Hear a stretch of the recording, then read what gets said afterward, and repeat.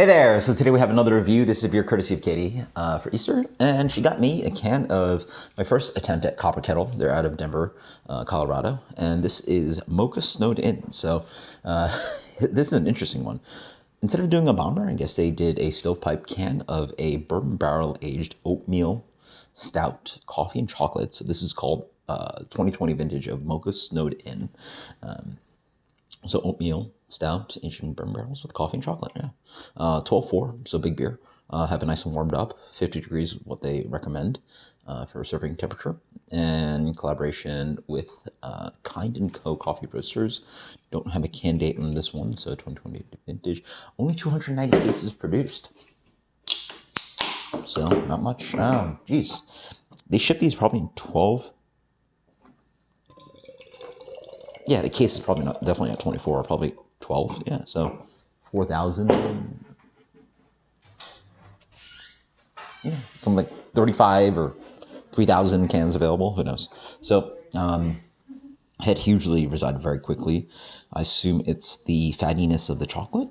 So they must use real chocolate in here. The coffee probably wouldn't have done that. And as I look up at the top of the film, it looks like there's fat in there. So it almost looks like there's like coconut. Coconut very aggressively does that, but there's like a film of fat on top. And it's doing that coconut thing. So I assume it's the chocolate. So who knows? Yeah, the head really doesn't want to stay there. Ooh, quite nice.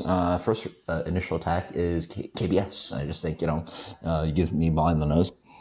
I'm thinking KBS. It's a very specific note of KBS. KBS is just got this very specific chocolate and coffee bourbon thing. Other styles don't do it. This is very KBS-y kind of nose. I don't know how to describe it.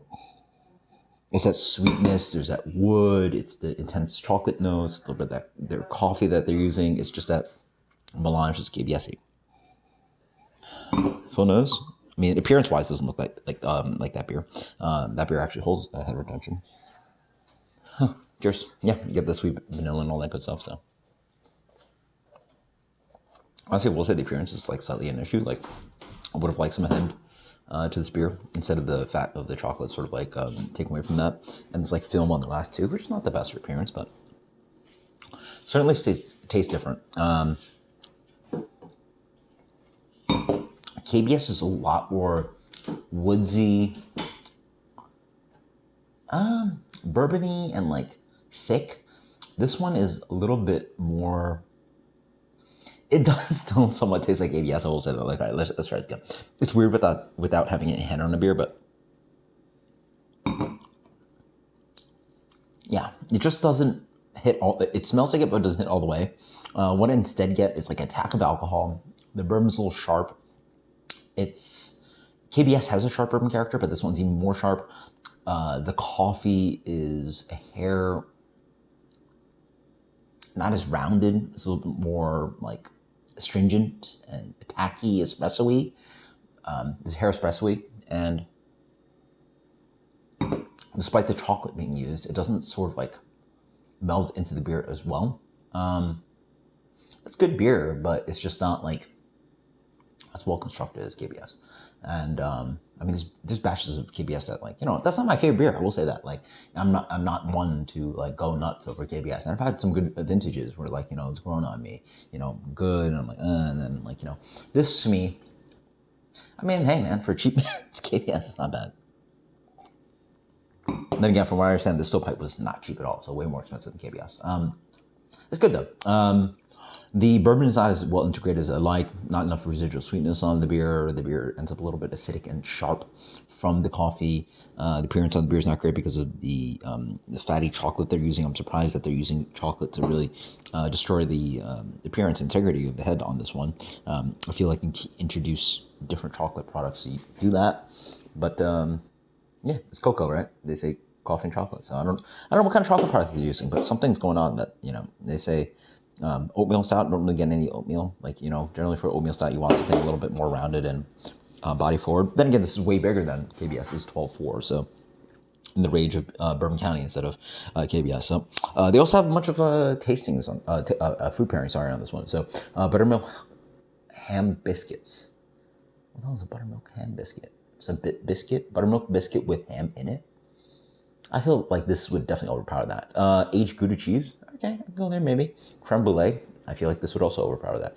Dark chocolate truffles might be clashing. I mean, it's the kind of beer that like it's hard to pair this one. These are such powerful, intensely flavored beers. You'd have a hard time sort of pairing it. It's good still though. Good effort, impression beer. Nice coffee flavor, great aroma, but bourbon could be a little bit more integrated into the beer. Let's give it a solid 88. 88? No.